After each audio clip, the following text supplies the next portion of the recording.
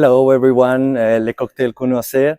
Here we are in NOXE in Barcelona. I'm Jeremy, director from here. So today we're gonna make our Bloody Mary twist, which is called Fuji. And yeah, we're gonna add 40 ml of shiitake vodka we made with sous vide, and we leave for 24 hours. We're gonna add 40 milliliters of green cordial, which is with spinach, rocket, and basil, and our spicy beetroot soda, 120 milliliters,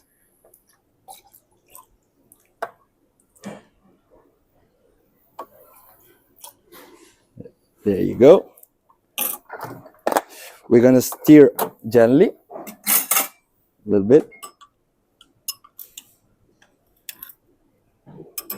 There we go. We're gonna put some chunk ice.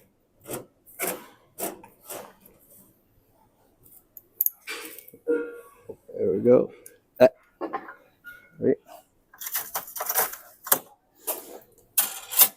And we finish with the Sancho lips with balsamic notes. Wow. There you go. And voila.